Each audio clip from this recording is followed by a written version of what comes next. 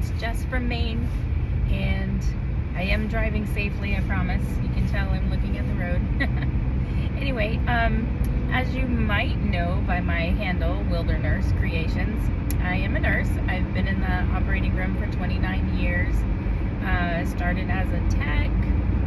Well, actually, I started as an orderly, what they used to call us orderlies, and then transporter while I was working on my surgical technology certificate. And so I started actually working inside the OR, and as a surgical tech, and then a surgical tech first assist, RN, RNFA. I've done everything from orderly to director, and yeah, so I think I have some credibility when I talk about this. I am going to have some big life changes here shortly, and I wanted to do something a little different today. I'm on my way to photograph a rare bird in the area, but I wanted to talk about why I am leaving the OR for a different kind of nursing, and I'll talk about that nursing at the end. But I know there's other people out there who, like me, are kind of feeling the same way about the OR, and I wanted to kind of open up this platform and have the opportunity to share what I'm feeling, and maybe have a discussion about what other people are feeling, because I know it's not easy right now. Things have gotten things have gotten worse, right? So I don't want this to be like a gripe session about the OR, because I love the work. I love the work. I love the team. And I think my biggest thing is, I'm kind of tired of saying, like, I really love the team, but the facility, blah, blah, blah. And so, the team is the same no matter where you go. It's the same personalities that gravitate to the OR. It's the same people, just different places and different faces. And so it's kind of funny. That dog meme that's going around, well, it's been going around for years, of the different types of dogs with different types of personalities of nurses in the OR. It's really true. It's hilarious.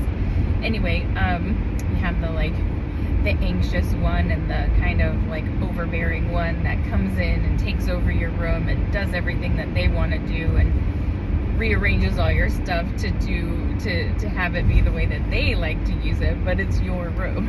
And so I know there's people out there who will get that. And if you're the one doing that, stop it. Nobody likes that.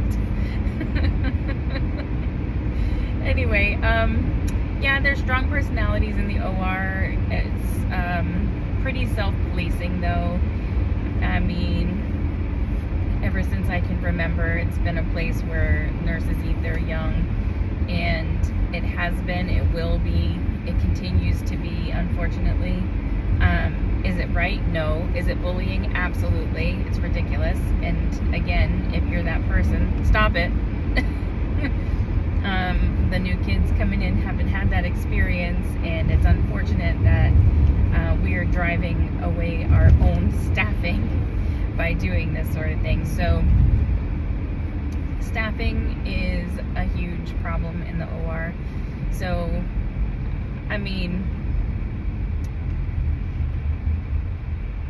that's kind of one of the issues. So my top 5 reasons for leaving the OR right now is that, A, like I just said, everyone is great, but the facility, ... So there's not enough resources, there's not enough staffing, there's not enough, administrative support in facilities. And I have traveled for half of my 29 years in the OR, so I've seen many, many different facilities and different locations, and it's kind of universal right now. So the lack of resources is number 2. The lack of resources and staffing. And so we're not doing enough. We're actually, okay, so here's the problem, is that the mandate from administration is do more with less, and they want to pinch every penny out of it. And so the push to not hire more staffing and to work bare bones is really a struggle, because we have just barely enough. If anyone calls out, we don't have enough staff and we're struggling. And that is universal across all facilities. And so, again, the lack of staffing, universal, except for the one facility that I would love to get back into because it feels the most like home. Ironically, it has its issues too, of course, but it definitely felt like the most like home. And my position in Missouri was literally, so there's one in Maine, the one that I'd love to go back to, but is fully staffed. And then there's Missouri, which I can't unfortunately go back to because I don't want to leave Maine. But I absolutely loved working in that facility. The teamwork, it was literally the best teamwork I've ever seen in any facility I've ever worked in. There was not a lot of drama. People just came to work. They knew what they were supposed to do. They worked. They went home. They cared about each other. They cared about the patients. It was really, really, really my favorite place to work.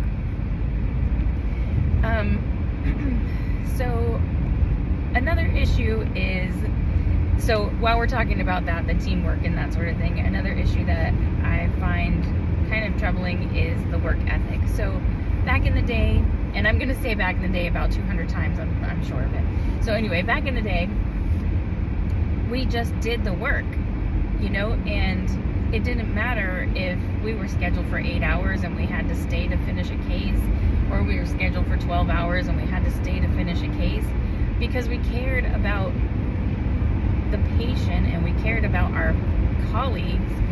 And I just feel like there's a lot of selfishness, and I get it, and I know I'm gonna get nailed for that comment, but like, I get it. You have kids, you have other obligations, school maybe, and the fact that you just have a schedule and you just want to work that schedule. I get it, that's fine.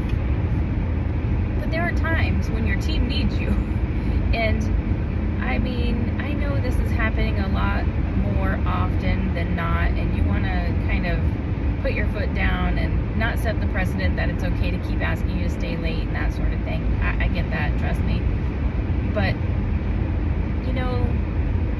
it's okay every once in a while, and it's okay to go back to your room after you're done and help clean up, or pick up after yourself. That kind of work ethic. So,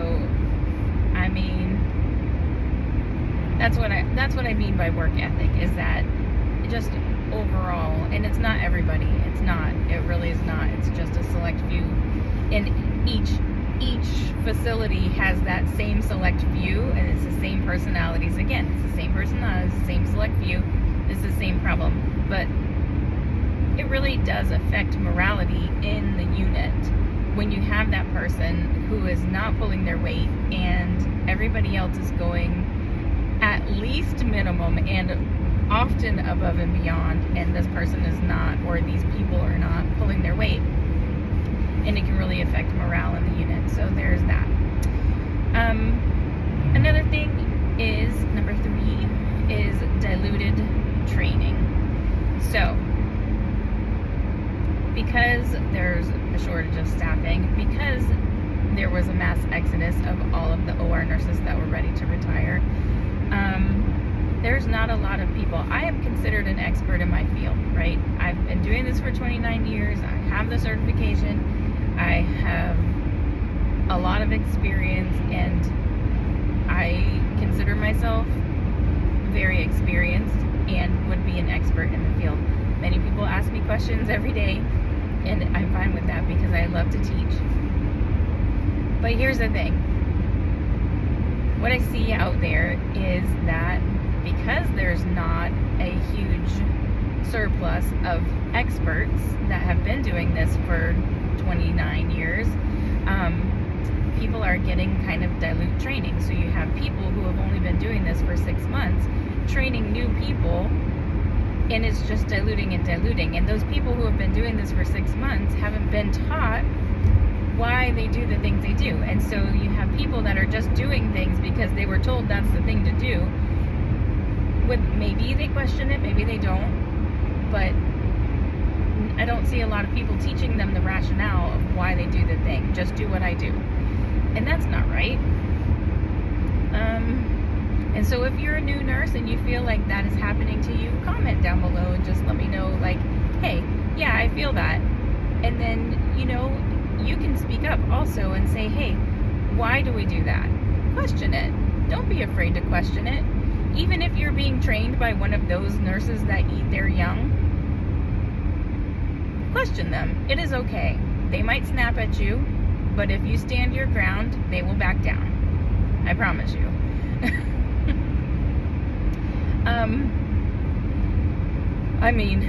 Okay, let me put a disclaimer in there and say, usually, if you stand up to a bully in the OR, things will turn around, but sometimes they do not. Trust me, I learned that the hard way. So let me just put that disclaimer out there. So, yeah. I'm a pretty nice person. Like, this is pretty much my personality. I actually got written up once for being too nice or being too happy. So,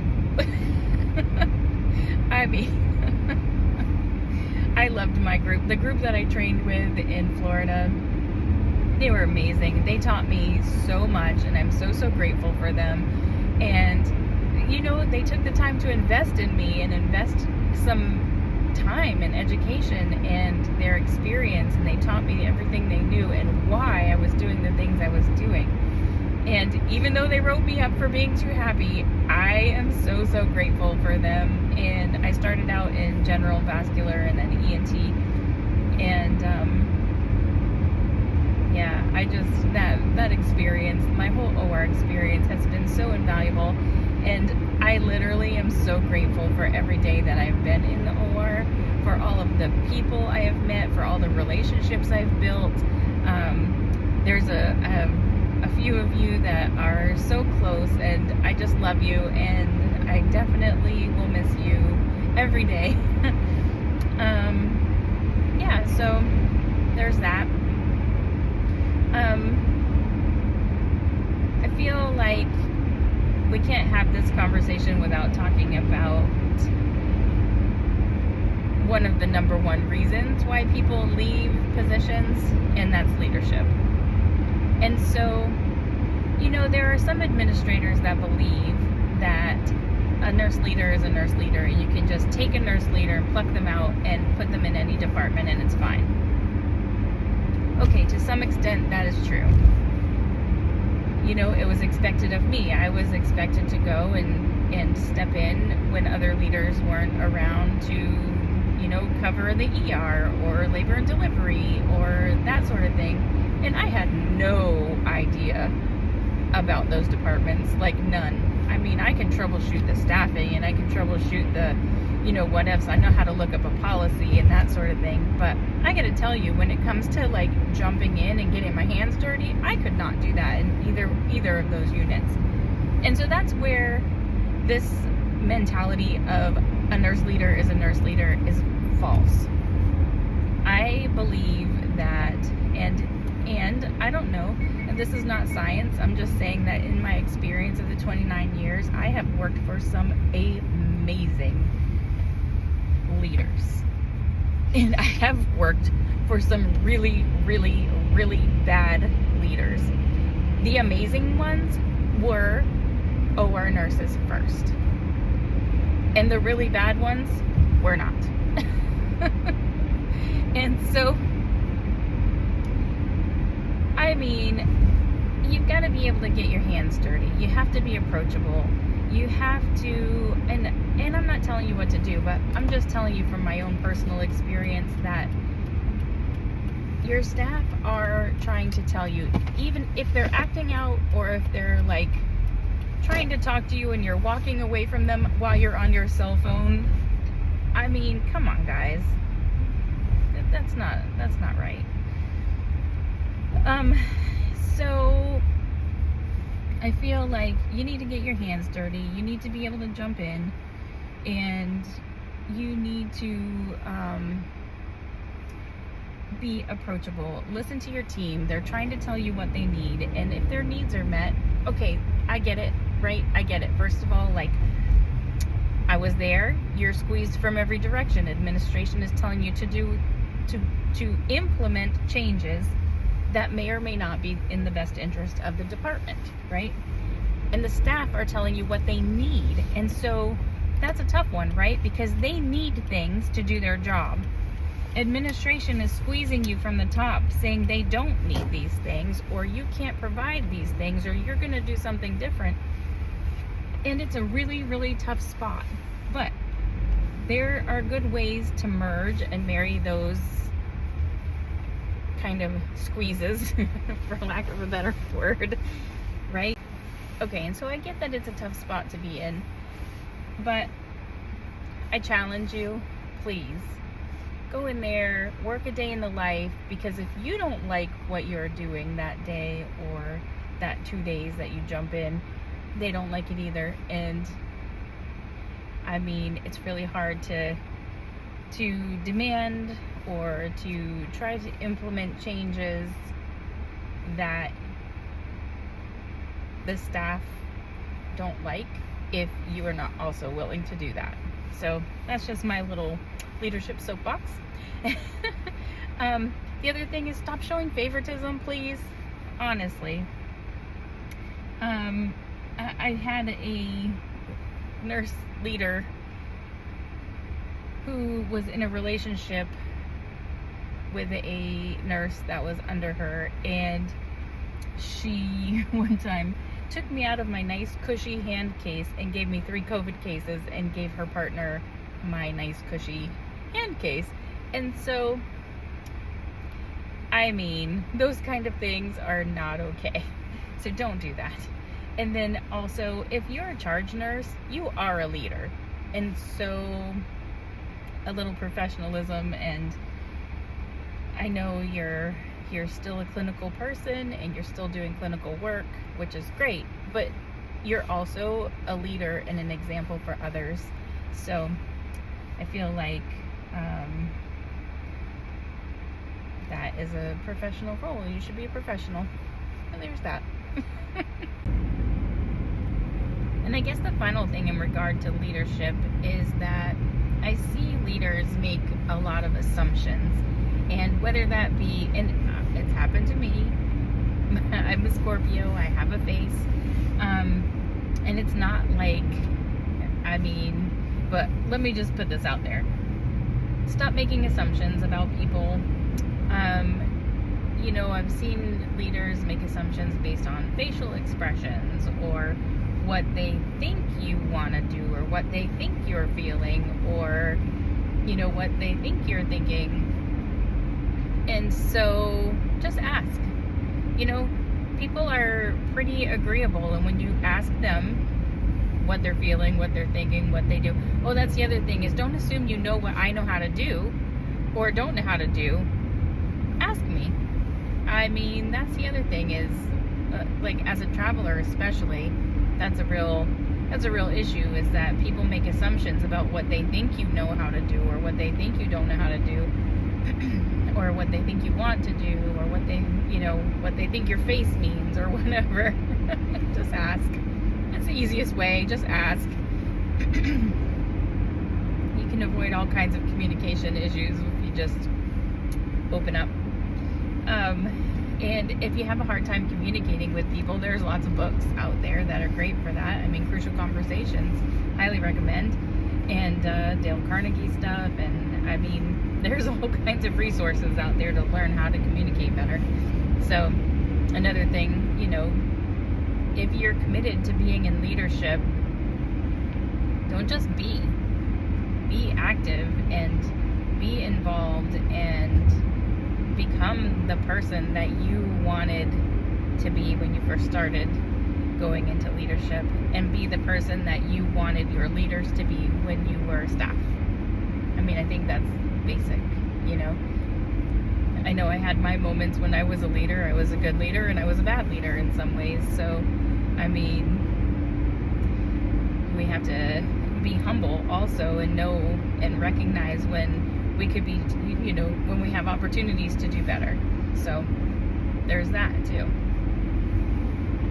Now, again, like, I don't want this just to be a gripe session, because like I said, I am so grateful for every moment. I actually is breaking my heart to leave the OR. I just can't do it anymore.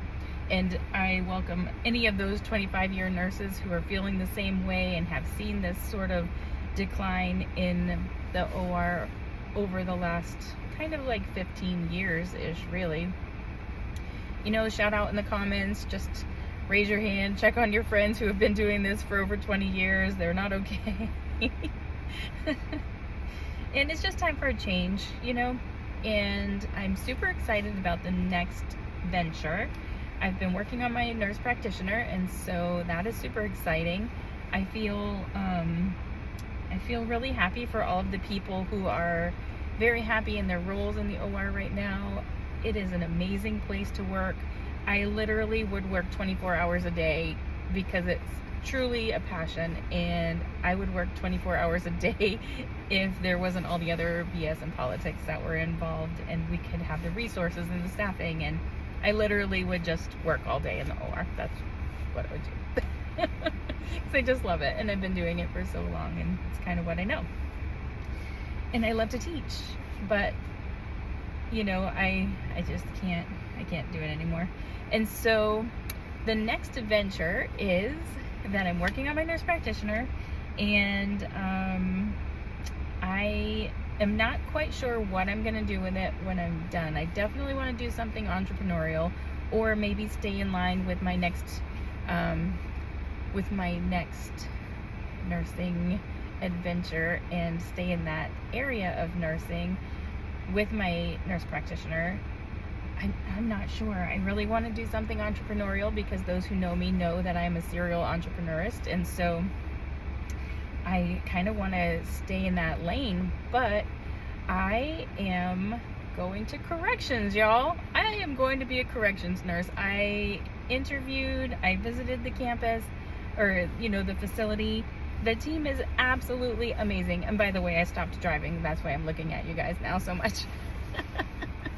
Anyway, I visited the facility. The team there is amazing. Like, I am so excited about this next step. And so I feel like it's a huge opportunity. It's definitely more in line with my nurse practitioner. I've not done so I literally went right from being a surgical tech right to being a nurse in the OR, and so I've never done anything else aside from school for med-surg and the occasional float to med-surg during COVID, and then we didn't really do a lot. We might have passed some meds, we might have done some CNA stuff and that sort of thing, but I have not done any nursing outside of the OR. So I'm kind of freaking out, but I'm also super excited to try something new. And the team there is very supportive and very kind. I imagine that there's probably still the same personalities like there are in nursing all over the place, and that's fine, but I'm very excited. So that's that. And again, if you are a corrections nurse, shout out in the comments about how you love that job and what to expect. And if you are an OR nurse who is feeling the same thing, shout out and let's have a conversation and see if we can't start a conversation and maybe spark some change in the OR. I feel like, I know this isn't like a huge platform and I'm just one person, but I'm a dedicated, really nice person, and for me to step away from the OR, I thought it was something I would never do. That I'd be there for the rest of my life. So yeah, so there's that. But I'm very excited, I'm very grateful, and I wish you guys the best day. And again, take care.